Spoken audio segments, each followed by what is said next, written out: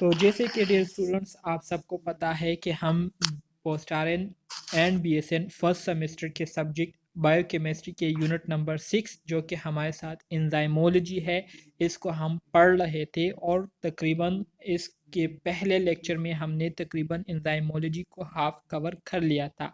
आज के लेक्चर जो कि हमारे साथ पार्ट 2 है एंजाइमोलॉजी का, तो एंजाइमोलॉजी को मज़ीद आगे डिस्कस करेंगे और एंजाइमोलॉजी के हवाले से जो मॉडल डिफरेंट मॉडल पेश किए गए थे तो उन मॉडल्स को हम सिंपल अल्फाज में डिस्कस करके उसको हम समझने की कोशिश करेंगे। ठीक है। वालेकुम सर। वालेकुम।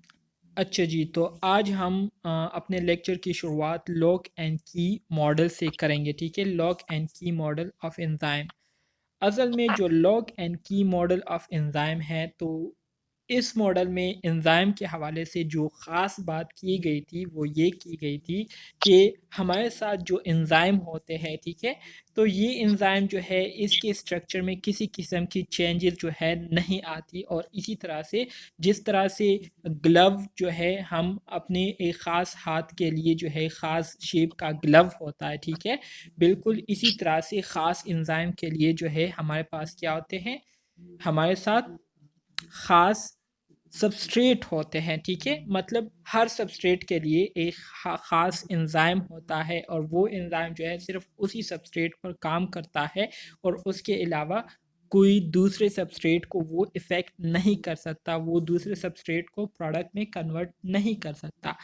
लॉक एंड की मॉडल ऑफ एंजाइम को इस वजह से लॉक एंड की मॉडल ऑफ एंजाइम कहा जाता है क्योंकि इस मॉडल में ये बुनियादी बात कही गई थी कि जिस तरह से एक ख़ास चाबी से एक ख़ास ताला खुलता है, बिल्कुल इसी तरह से एक ख़ास एंजाइम जो है एक ख़ास किस्म के सबस्ट्रेट पर क्या करता है, उस पर रिएक्ट करके उसको प्रोडक्ट में कन्वर्ट करता है। अगर वो सबस्ट्रेट जो है, अगर वो सबस्ट्रेट या वो एंजाइम उस सबस्ट्रेट के शेप के मुताबिक ना हो, ठीक है, तो वो एंजाइम जो है कभी भी उस सबस्ट्रेट को प्रोडक्ट में कन्वर्ट नहीं कर सकता। तो इसलिए जैसा सबस्ट्रेट होगा बिल्कुल उसी तरह से उसके लिए एंजाइम जो है वो आएगा और उस सबस्ट्रेट को प्रोडक्ट में कन्वर्ट करेगा। ठीक है, तो यहाँ पर कहते हैं कि enzymes are very specific. Enzyme जो है ये बहुत ज़्यादा स्पेसिफिक होते हैं जैसे कि अभी मैंने आपको बताया। ठीक है, Nobel laureate organic chemist Emil Fisher in 1894 suggested। अच्छा जी, 1894 में ईमेल फिशर जो थे इन्होंने ये लॉक एंड की मॉडल को क्या किया था, प्रपोज किया था। एमसीक्यूज पॉइंट ऑफ व्यू से ये इम्पोर्टेंट है। एमसीक्यूज में आपसे पूछ सकते हैं कि लॉक एंड की मॉडल को किसने प्रपोज किया था, तो लॉक एंड की मॉडल को ईमेल फिशर ने प्रपोज किया था। कब प्रपोज किया था, 1894 में प्रपोज किया था। जी कोई, अच्छा जी कंटिन्यू करते हैं। तो ईमेल फिशर ने 1894 में एक मॉडल पेश किया था एंजाइम के हवाले से जिसको इन्होंने नाम दिया था लॉक एंड की model of enzyme. Lock and की मॉडल ऑफ एंजाइम इन्होंने ये नाम इसलिए दिया था क्योंकि इस थ्योरी में इन्होंने ये बात की थी कि जिस तरह से एक ख़ास चाबी के ज़रिए एक ख़ास ताला खुलता है, बिल्कुल इसी तरह से एक ख़ास एंजाइम के ज़रिए एक ख़ास सबस्ट्रेट की क्या होती है, ब्रेकडाउन होती है और वो प्रोडक्ट में कन्वर्ट होती है। अगर उस ख़ास एंजाइम के लिए वो सबस्ट्रेट ना मिले, ठीक है, जो कि उस सबस्ट्रेट के लिए बना होता है, तो वो एंजाइम दूसरे सबस्ट्रेट पर कोई एक्ट नहीं कर सकती, उसको प्रोडक्ट में कन्वर्ट नहीं कर सकती। Both the enzyme and the substrate possess specific complementary geometric shape that fit exactly into one another. ठीक है, अब यहाँ पर मैं आपको मिसाल के तौर पर एक शेप बनाकर देता हूँ और फिर उस शेप के ज़रिए आपको ये पॉइंट समझाने की कोशिश करूँगा। मिसाल के तौर पर ये आपके पास एक एंजाइम है, ठीक है, जिसका शेप मैं इस तरह से बना रहा हूँ। देखें, इस तरह से ये मैंने शेप बना दिया। ये आपके पास क्या है, एंजाइम है। बिल्कुल इसी तरह से इसके लिए मैं अब क्या कर रहा हूँ, इसके लिए अब मैं सबस्ट्रेट बना रहा हूँ। ठीक है, सबस्ट्रेट बना रहा हूँ। तो आप इसको देखिए, ये सबस्ट्रेट जो है ये क्या करेगा, यहाँ पर जो है, यहाँ पर जो स्पेस है इस स्पेस पे अंदर जाएगा। ठीक है, और बिल्कुल ये क्या हो जाएगा, बिल्कुल ये फिट आएगा, ठीक है? बिल्कुल ये क्या हो जाएगा? फिट करके लॉक हो जाएगा हाँ, बिल्कुल फिट आएगा, ठीक है? और इसी तरह से ये सबस्ट्रेट कंबाइन हो जाएँगे, यहाँ पर आप देख सकते हैं।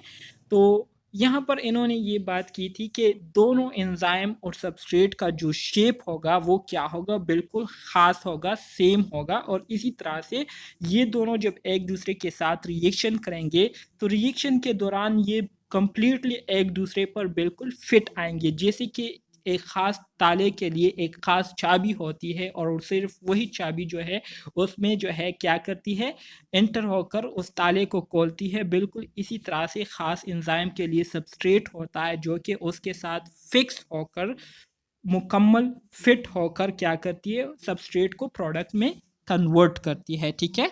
तो ये बात यहाँ पर इस पॉइंट में बताई गई है।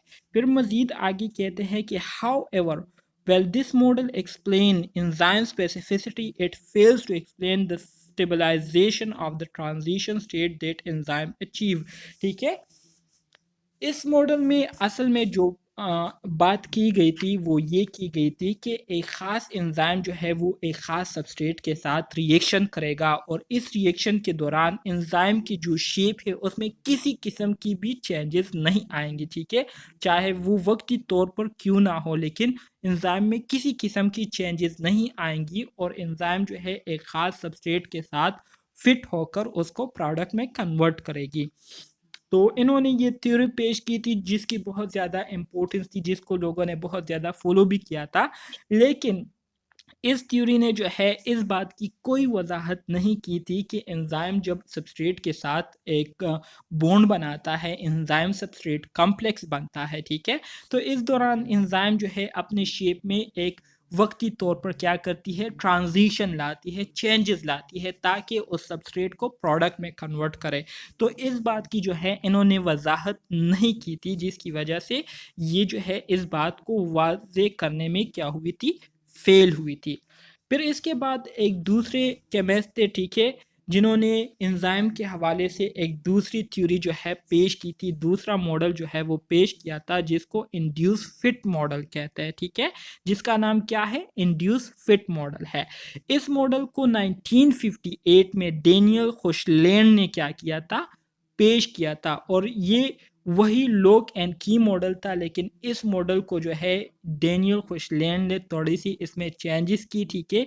इसको थोड़ा सा मॉडिफाई किया और मॉडिफाई करने के बाद 1958 में इसको दोबारा क्या किया? पेश किया और इसको इन्होंने क्या नाम दिया था? Induce fit model. तो एग्जामिनेशन पॉइंट ऑफ व्यू से इससे एग्जाम में एमसीक्यूज ऐसे आ सकते हैं, आपसे पूछ सकते हैं कि इंड्यूस फिट मॉडल किसने पेश किया था? तो आप लोगों को पता होना चाहिए कि डेनियल खुशलैंड ने पेश किया था। इसी तरह से आपसे पूछ सकते हैं कि 1958 में डेनियल खुशलैंड ने कौन सा मॉडल पेश किया था, ठीक है? तो आपको पता होना चाहिए कि induce fit model of enzyme जो है ये डेनियल खुशलैंड ने 1958 में पेश किया था। अच्छा जी, since enzymes are rather flexible structure, the active site is continually reshaped by interaction with the substrate as the substrate interact with the enzyme, ठीक है? अब यहाँ पर बात जो है थोड़ी सी चेंज हो जाती है। इससे पहले जो मॉडल आप लोगों ने पढ़ा तो वहाँ पर आपको ये बात क्लियर हो गई कि जो लॉक एंड की मॉडल है तो उसमें ईमेल फिशर ने ये बात की थी कि जब एंजाइम और सबस्ट्रेट एक दूसरे के साथ इंटरेक्शन करती है तो इस इंटरेक्शन के दौरान एंजाइम अपने जो एक्टिव साइड होता है, ठीक है, वहाँ पर किसी किस्म की चेंजेस जो है वो नहीं लाती, ठीक है? और जैसे होता है वो उसी तरह से पूरे रिएक्शन के दौरान होता है और इसमें किसी किस्म की टेम्पररी चेंजेस नहीं आती। लेकिन यहाँ पर जो डेनियल खुशलैंड है तो डेनियल खुशलैंड ने जो बात की है वो ईमेल फिशर की बात के बिल्कुल ऑपोजिट है। इन्होंने इस इंड्यूस फिट मॉडल में ये बात की थी कि जिस तरह से हमारे साथ मतलब जिस तरह से हमारे साथ ग्लव होते हैं ना, जैसे कि एक ख़ास ग्लव जो है वो जब हम उसको पहनते हैं तो वो हमारे हाथ के साथ जो है क्या हो जाती है, वो फिट हो जाती है, उसमें थोड़ी बहुत चेंजेस आ जाती है और वो हमारे साथ हाथ के साथ क्या हो जाती है, फिट हो जाती है और हमारे हाथ में वो ठीक तरह से क्या हो जाती है, वो आ जाती है। बिल्कुल इसी तरह से एंजाइम्स भी क्या करते हैं, जब सबस्ट्रेट के साथ रिएक्शन करते हैं तो सबस्ट्रेट के साथ एक कंप्लीट रिएक्शन के लिए और एक सक्सेसफुल रिएक्शन करने के लिए वो क्या करता है, वक्ती तौर पर अपना जो एक्टिव साइड होता है ना, तो उस एक्टिव साइड में वो थोड़ी बहुत चेंजेस ले आती है ताकि वो प्रॉपर तरीके से सबस्ट्रेट के साथ जो है वो बिल्कुल फिक्स होकर क्या हो जाए, बॉन्ड बना ले और फिर उस सबस्ट्रेट को जो है अच्छी तरीके से प्रोडक्ट में कन्वर्ट कर ले। तो ये बात जो है इंड्यूस फिट मॉडल में खुशलैंड ने की थी।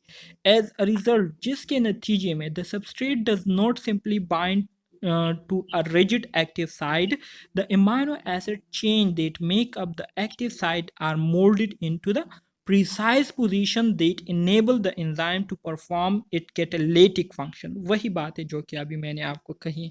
जब एक्टिव साइट सबस्ट्रेट के लिए अपने आप को अच्छे तरीके से क्या कर लेता है, अपने आप को अच्छे तरीके से तैयार कर लेता है और सबस्ट्रेट जो है आसानी से जो है एक्टिव साइट में बॉन्डिंग करके वो फिट आ जाता है, तो फिर जो सबस्ट्रेट जो एंजाइम होता है वो फिर अच्छे तरीके से उस सबस्ट्रेट की ब्रेक डाउन करके उसको प्रोडक्ट में कन्वर्ट कर लेती है। इन सम केसेस बाज़ औक़ात सम एज ग्लाइकोसिडेसिस जो कि हमारे साथ एंजाइम है, the substrate molecule also changes shape slightly as it enter the active site.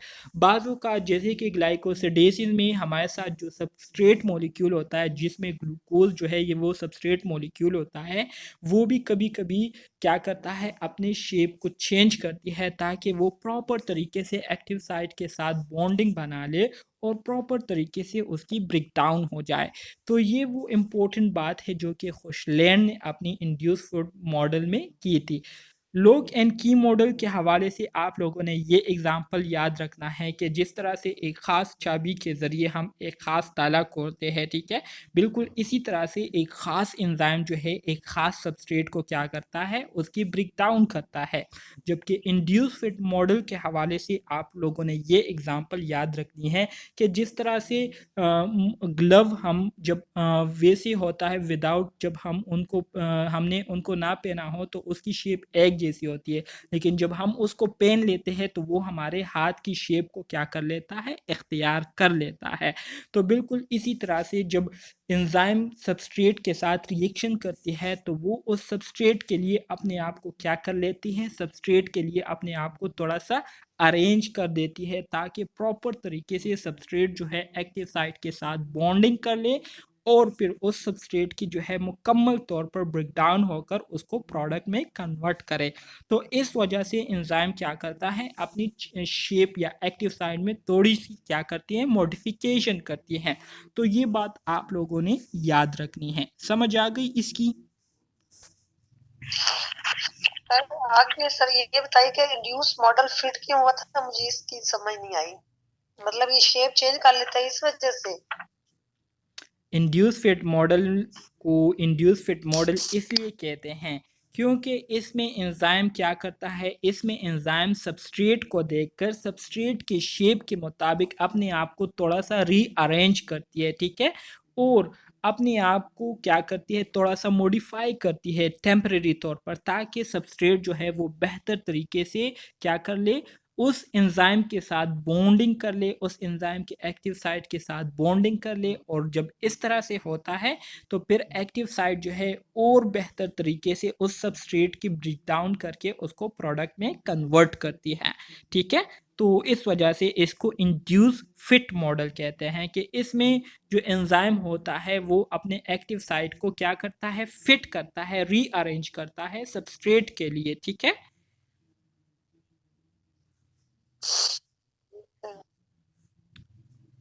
अच्छा जी, अब आ जाते हैं allosteric side of the enzyme. Already हमने इससे पहले इसके जो डिफिनीशन है वो पढ़े थे, यहाँ पर हम थोड़ा सा डिटेल के साथ पढ़ेंगे। एलोस्टेरिक साइट किसे कहते हैं? Allosteric sides are the sides other than active site on the enzyme that bind to molecules in the cellular environment, ठीक है। एलोस्टेरिक साइट क्या होते हैं? मिसाल के तौर पर आपके पास क्या है, मिसाल के तौर पर ये एक एंजाइम है, ठीक है। मैं एंजाइम का एक सिंपल शेप बना रहा हूँ ताकि आपको समझने में आसानी हो। ये आपके पास एक एंजाइम है, सही है? एंजाइम है। तो ये वाला जो पोर्शन है जिसको मैं अभी यहाँ पर ब्लू लाइन से सर्कल कर रहा हूँ, इसको क्या कहते हैं? एक्टिव साइट कहते हैं। इस एक्टिव साइट के अलावा ये वाला एरिया हो गया, ठीक है, जिसको मैं मार्क कर रहा हूँ, ये वाला एरिया हो गया, ये वाला एरिया हो गया। एक्टिव साइट के अलावा एंजाइम पर दूसरे जो भी एरियाज होते हैं तो उसको हम क्या कहते हैं? उस एरिया को हम एलोस्टेरिक साइट कहते हैं, ठीक है? उसको हम क्या कहते हैं? एलोस्टेरिक साइट कहते हैं। Steric site. हाँ जी। इसमें क्या होता है? The site form weak non-covalent bond with these molecule causing a change in the conformation of the enzyme। अब हमारे साथ जो एलोस्टेरिक साइड होता है तो इस एलोस्टेरिक साइड पर दूसरे मॉलिक्यूल्स आकर इस एंजाइम के साथ क्या करती है? वीक नॉन कोवेलेंट बॉन्ड बनाती है और इसी तरह से एंजाइम की जो पूरी अरेंजमेंट होती है, कन्फॉर्मेशन होती है, उसमें क्या लाती है? उसमें चेंजेस लाती है, ठीक है? This changes in conformation translate to the active site which then affect the reaction rate of the enzyme। और इसी तरह से जब एंजाइम की शेप में चेंजेस आती है तो जाहिरी बात है एक्टिव साइट जो है वो क्या हो जाता है? वो मुतासिर हो जाता है और इस वजह से एंजाइम का जो रिएक्शन रेट होता है वो भी क्या हो जाता है? इफेक्ट हो जाता है। क्यों?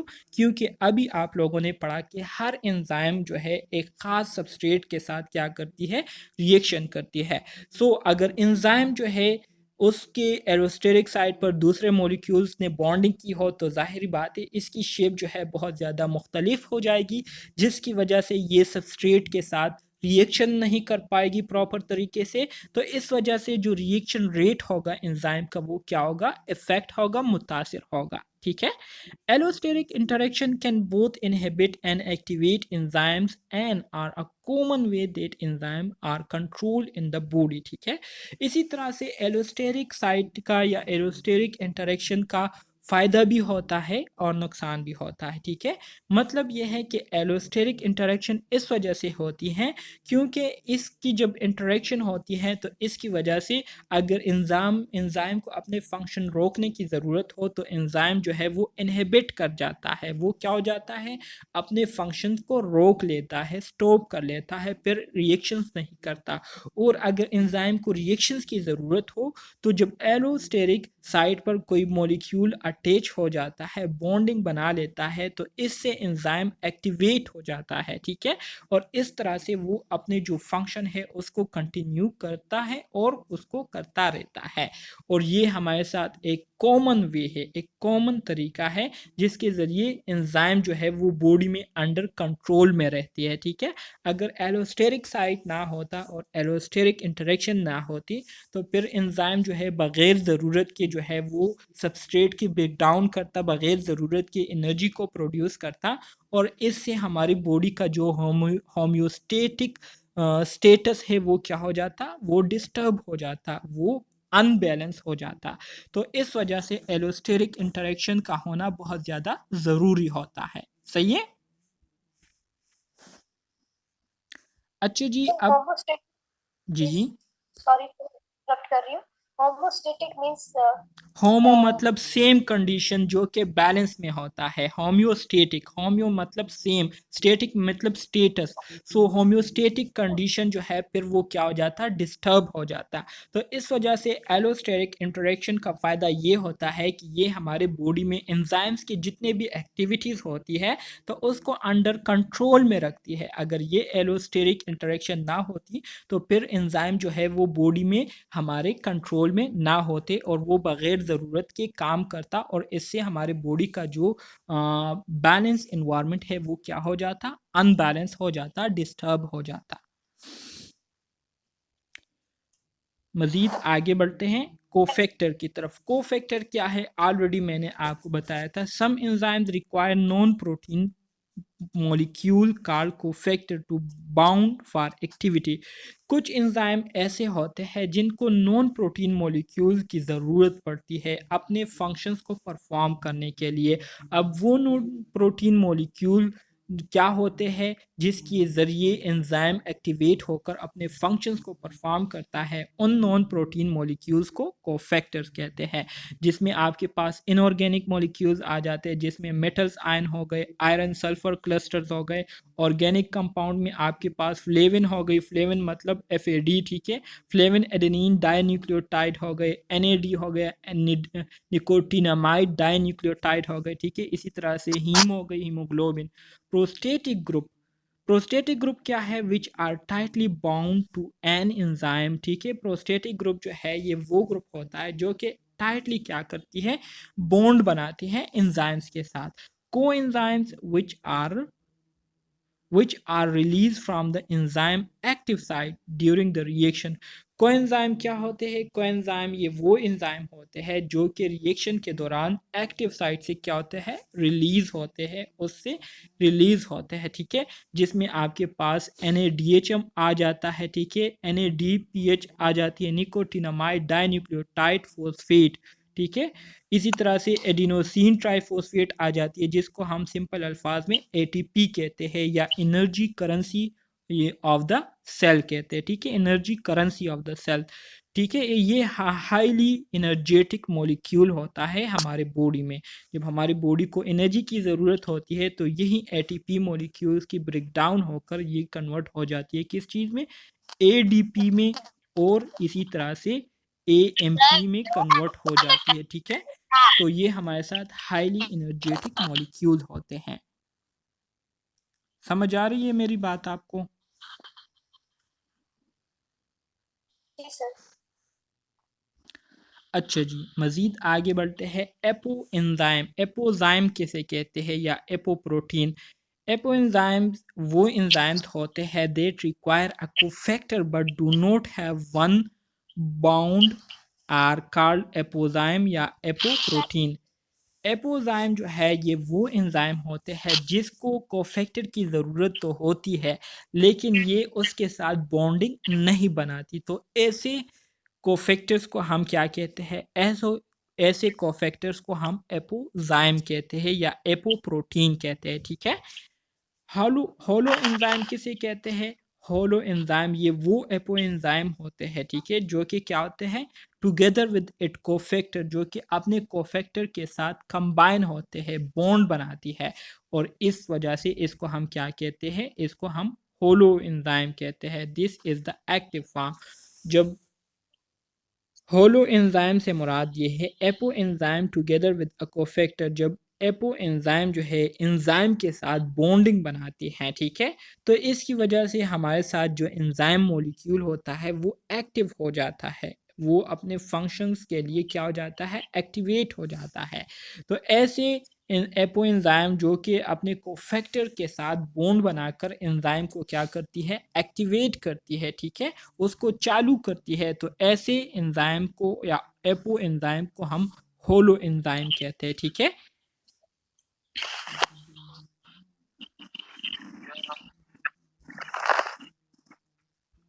बायोलॉजिकल फंक्शन, अब हम एंजाइम के बायोलॉजिकल फंक्शन के हवाले से बात करेंगे कि एंजाइम के हमारी बॉडी में क्या क्या फंक्शन है, ठीक है। इंतहाई सिंपल है, काइंडली अपने माइक्स जो है ऑफ करें। अच्छा जी, तो बायोलॉजिकल फंक्शन में सबसे पहले हम बात करते हैं किस चीज़ की, सबसे पहले हम बात करेंगे they are indispensable for signal transduction and cell regulation often via kinases and phosphatases, ठीक है। पहला जो फंक्शन है एंजाइम का वो ये है कि ये हमारे बॉडी में जो सेल सिग्नलिंग का काम होता है, जो कि ऑलरेडी आप लोगों ने पढ़ा है लिपिड्स में भी, कि लिपिड्स का काम भी क्या होता है, लिपिड्स का काम भी सेल सिग्नलिंग में एक इम्पोर्टेंट रोल होता है, जो कि सेल्स को मुख्तलिफ तरीक़ों से सिग्नल्स जो है, मैसेजेस जो है वो ट्रांसफ़र करता है और अपने जो फंक्शन है उसको परफॉर्म करता है। तो एंजाइम्स का भी यही काम होता है कि वो काइनेसिस और फोस्फेटेज एंजाइम्स के ज़रिए क्या करती है, मुख्तलिफ़ किस्म के सेल्स को सिग्नल्स जो है वो भेजती है और अपने फंक्शंस को परफॉर्म करती है।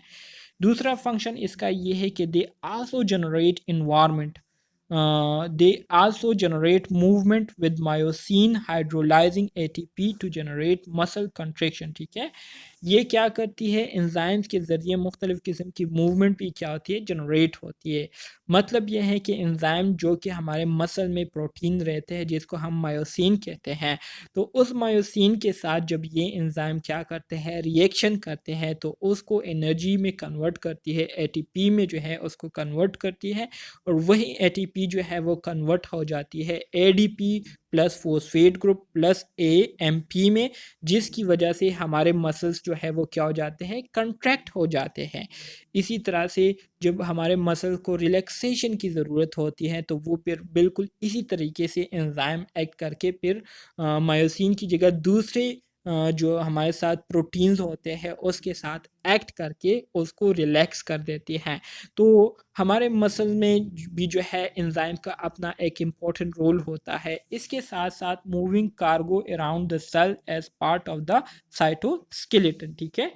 मूविंग कार्गो मतलब ये क्या करती है, कार्गो से मुराद ये है कि सेल के इर्द गिर्द ये मुख्तलिफ़ किस्म के मटीरियल को ट्रांसपोर्ट करती रहती हैं, जो कि हमारे साइटोस्केलेटन मतलब सेल के स्ट्रक्चर के पार्ट होते हैं, कंपोनेंट होते हैं, ठीक है, जो कि वहाँ पर जो है ट्रांसफ़र होना होता है। तो ये ट्रांसफरिंग का काम भी कौन करता है, एंजाइम करता है। इसी तरह से अदर एटीपेजेस से मुराद ये है कि ये हमारे साथ वो एंजाइम होते हैं जो कि एटीपी मॉलिक्यूल्स की ब्रेक डाउन करते हैं, एटीपी मॉलिक्यूल को कैटालाइज करके उसके ब्रेक डाउन करके उसको AMP ADP plus phosphate group plus energy में कन्वर्ट करती है। So other ATPases in the cell membrane are iron pumps involve in active transport. इसी तरह से जो दूसरे एटीपेजेस होते हैं, एटीपेजेस से मुराद ये एटीपी एंजाइम होते हैं सेल मेम्ब्रेन में, जो कि आयन पंप्स होते हैं और इसी तरह से एक्टिवली जो मटेरियल होता है उसको सेल से बाहर और सेल से अंदर जो है उसको ट्रांसपोर्ट करती रहती हैं। इसके साथ साथ enzymes are also involve in more exotic function such as luciferases generating light in fireflies, ठीक है।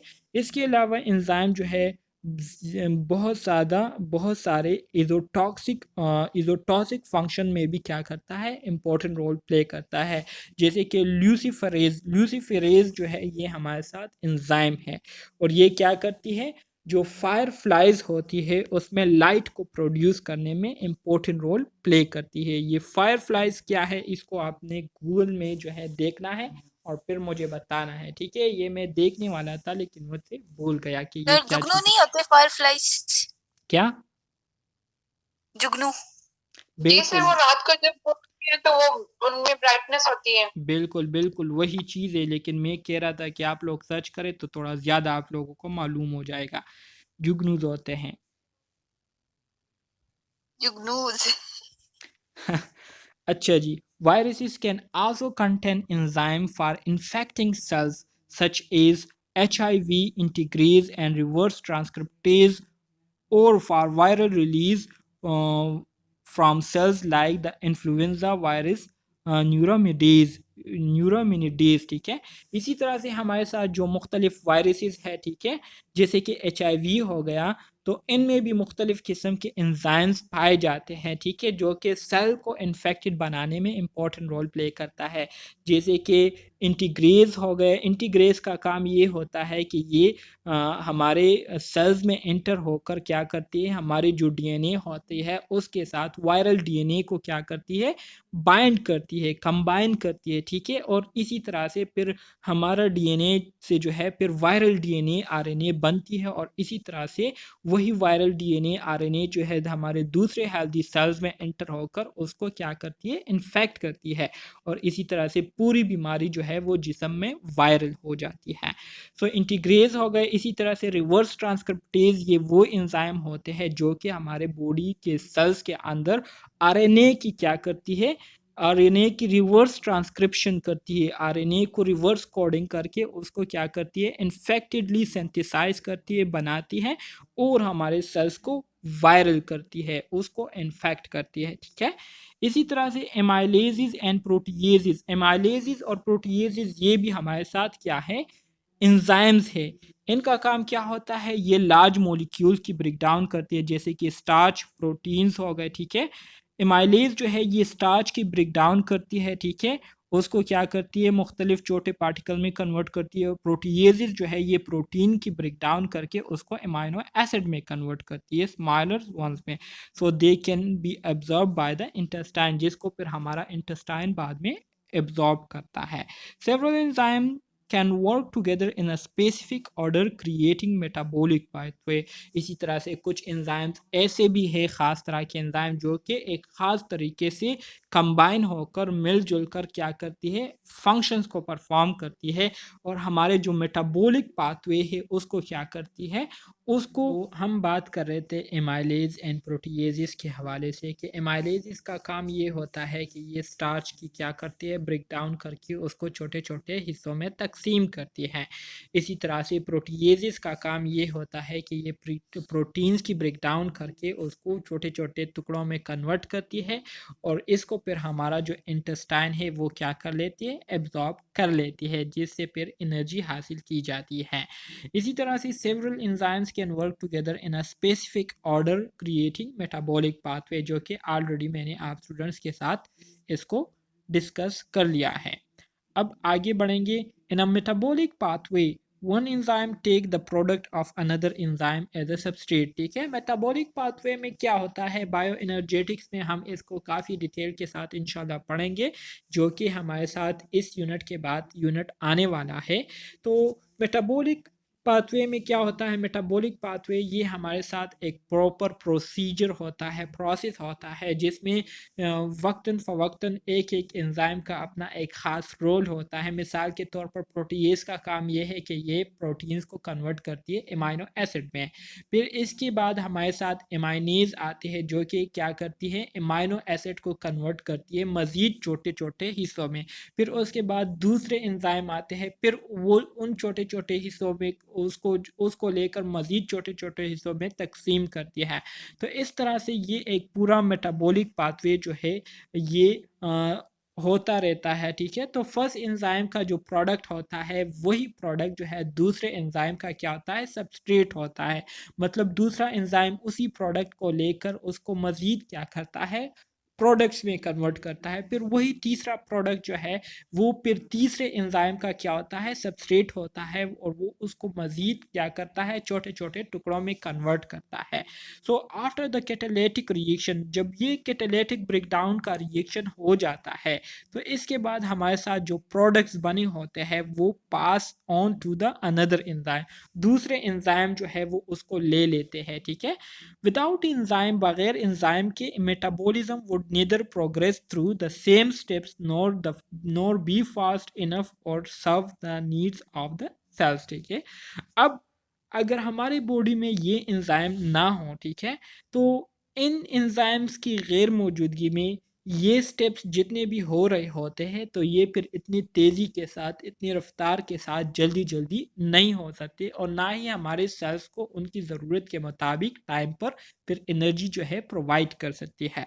सो एंजाइम्स की जो है बहुत ज़्यादा इम्पोर्टेंस है हमारे बॉडी में, क्योंकि ये एक कैटालिटिक रोल प्ले करता है, कैटलिस्ट के तौर पर काम करता है। कैटलिस्ट ऑलरेडी मैंने आपको स्लाइड नंबर 1 में बताया था कि कैटलिस्ट ये वो सब्सटेंसेस होते हैं जो केमिकल रिएक्शन होते हैं उसको क्या करते हैं, स्पीड अप करती है, उसको बूस्ट करती है और इसी तरह से रिएक्शन को जल्दी कंप्लीट करके कम टाइम में उसको मुकम्मल करती है। तो एंजाइम भी क्या है, ये कैटलिस्ट है जो कि कम से कम टाइम में बड़े से बड़े रिएक्शन को क्या कर लेती है, मुकम्मल कर लेती है और एनर्जी जो है टाइम पर सेल्स को मुहैया करती है। इंडीड, इसके अलावा a metabolic pathway such as glycolysis could not exist independently of enzyme. इसी तरह से हमारे साथ एक दूसरा मेटाबॉलिक पाथवे है, प्रोसेस है, जिसको हम ग्लाइकोलाइसिस कहते हैं, जिसमें ग्लूकोज की ब्रेकडाउन होती है और उससे एनर्जी की प्रोडक्शन होती है। तो ये ग्लाइकोलाइसिस जो है ये भी बगैर एंजाइम के नहीं हो सकती, इसको भी एंजाइम्स की क्या होती है, ज़रूरत होती है, जिसमें मेनली ग्लाइकोसिडेज एंजाइम जो है ये यूज़ होता है। ठीक है, जो कि ग्लाइकोजन को क्या करती है, ग्लूकोज में कन्वर्ट करती है और वही ग्लूकोज मजीद उसकी ब्रेकडाउन होकर उससे एनर्जी प्रोड्यूस होती है। अच्छा जी, अब जो इम्पोर्टेंट हमारे साथ टॉपिक आया हुआ है, एग्जामिनेशन पॉइंट ऑफ व्यू से भी इम्पोर्टेंट है, इससे एमसीक्यूज आपके एग्जाम में आ सकते हैं, फैक्टर्स इफेक्टिंग एंजाइम एक्टिविटी। अगर आपको याद हो तो स्टार्ट में ही मैं जब जनरली आपको एंजाइम के बारे में ओवरव्यू दे रहा था तो उसमें मैंने आपको कहा था कि कुछ ऐसे फैक्टर्स हैं जो कि हमारे जो एंजाइम्स की जो एक्टिविटीज़ होती है उसको क्या करती है, मुतासिर करती है, उसको इफ़ेक्ट करती है, उसको असरअंदाज करती है और इसी तरह से एंजाइम्स का जो रिएक्शन रेट है उसको क्या कर सकती है, डिस्टर्ब कर सकती है। सो जो 4 मेजर फैक्टर्स है जो कि एंजाइम्स की एक्टिविटीज़ को इफ़ेक्ट करती है, तो इसमें सबसे पहले नंबर पर कंसंट्रेशन आता है, दूसरे नंबर पर सबस्ट्रेट कंसंट्रेशन आती है, तीसरे नंबर पर एंजाइम्स कंसंट्रेशन आती है, चौथे नंबर पर जो है आपके पास टेम्परेचर आता है और लास्ट नंबर पर आपके पास पीएच आती है। तो ये 5 फैक्टर्स जो है ये एक बहुत ही इम्पॉर्टेंट रोल प्ले करता है एंजाइम्स की एक्टिविटीज़ को इफ़ेक्ट करने में, मुतासिर करने में। सो यहाँ पर अब हम वन बाय वन एक-एक फैक्टर को जो है डिस्कस करेंगे और इसको समझने की कोशिश करेंगे। सबसे पहले हम बात करेंगे कंसंट्रेशन की। कंसंट्रेशन किसे कहते हैं? कंसंट्रेशन से मुराद तादाद है, ठीक है? तादाद, मिकदार।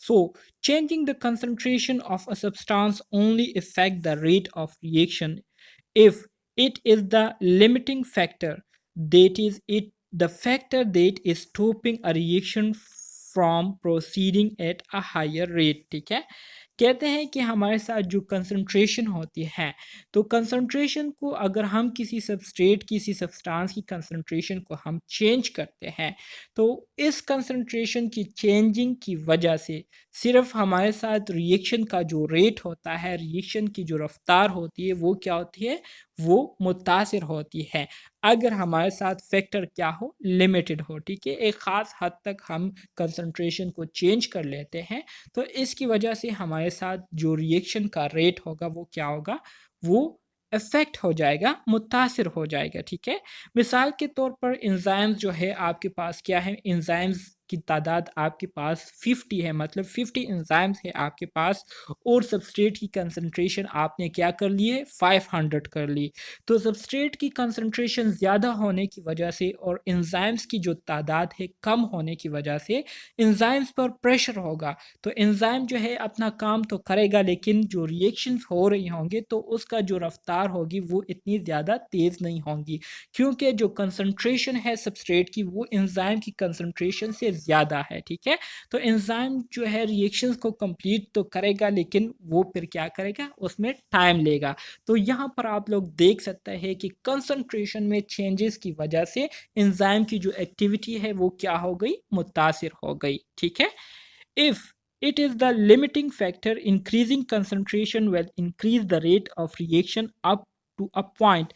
इसी तरह से अगर हमारे साथ 500 सबस्ट्रेट हो और 500 सबस्ट्रेट के लिए हम क्या करें, 500 एंजाइम्स को रखें तो जाहिर बात है ये रिएक्शन जो है ये 500 सबस्ट्रेट जो है विद इन मिनट जो है सारे सबस्ट्रेट की क्या हो जाएंगी, इसकी ब्रेक डाउन हो जाएंगी और सारे सबस्ट्रेट जो है वो प्रोडक्ट में कन्वर्ट हो जाएंगे। क्यों? क्योंकि यहाँ पर हमारे साथ जो कंसंट्रेशन है वो सेम है। सो सेम कंसंट्रेशन की वजह से हमारे साथ जो रिएक्शन रेट है वो क्या हो जाएगी, इंक्रीज हो जाएंगी। सो बहुत कम टाइम में सारे के सारे सबस्ट्रेट जो है वो क्या हो जाएंगे, प्रोडक्ट में कन्वर्ट हो जाएंगे। आफ्टर विच जिसके बाद any increase will not effect the rate of reaction. इसी तरह से अगर हम क्या करते हैं, अगर हम सबस्ट्रेट की कंसंट्रेशन 500 रखें, ठीक है, सबस्ट्रेट की कंसंट्रेशन हम 500 रखें और इसके अलावा जो एंजाइम की कंसंट्रेशन है वो हम क्या कर ले, 1000 कर ले। ठीक है, 1000 कर ले तो यहाँ पर हमारे साथ एंजाइम्स की कंसंट्रेशन क्या हो गई, 2x हो गई, मतलब डबल हो गई। सो इसका मतलब ये है कि पहले मिनट में एंजाइम ने जो 500 सबस्ट्रेट थे उसको प्रोडक्ट में कन्वर्ट कर लिया और जो बाकी एक्स्ट्रा 500 है, ठीक है, तो ये ऐसे फजूल में हमारे साथ आए हुए हैं, इनके ज़्यादा होने की वजह से हमारा जो रिएक्शन रेट है उस पर कोई असर नहीं पड़ा है। तो यहाँ पर यही बात समझाई गई है कि अगर हम ज़रूरत से ज़्यादा कंसंट्रेशन को बढ़ाते हैं तो ज़रूरत को ज़्यादा कंसंट्रेशन से बढ़ाने से हमारे साथ एक ऐसा पॉइंट आएगा जहाँ पर उस कंसंट्रेशन की फिर कोई जो है फ़ायदा हमें नहीं पहुंचेगा, क्योंकि रिएक्शन का जो रेट होगा, ठीक है, वो वही सेम रहेगा। 500 सबस्ट्रेट के साथ 500 एंजाइम ने रिएक्शन करके उसको प्रोडक्ट में कन्वर्ट कर लिया है। जो बाकी एक्स्ट्रा 500 एंजाइम है तो उसका यहाँ पर अब कोई काम नहीं है, ये फजूल में आए हुए हैं। तो इनकी मौजूदगी की वजह से हमारा जो रिएक्शन रेट है, हमारे रिएक्शन की रफ्तार जो है वो उसी सेम रहेगी, उसमें किसी किस्म की चेंज नहीं आएंगी। This is because it will no longer be the limiting factor and another factor will be limiting the maximum rate of reaction, ठीक है। तो वही बात है जो कि अभी मैंने आपको कही कि सबस्ट्रेट 500 है जो कि हमारे साथ लिमिटिंग है, और एंजाइम जो है ये 1000 है जो कि हमारे साथ लिमिटिंग फैक्टर नहीं है, लिमिट से बाहर है। तो लिमिट से बाहर होने की वजह से, इसकी मौजूदगी की वजह से फिर रिएक्शन का जो रेट है उस पर कोई असर नहीं पड़ेगा। इस बात की समझ आप स्टूडेंट्स को आ गई क्या नहीं?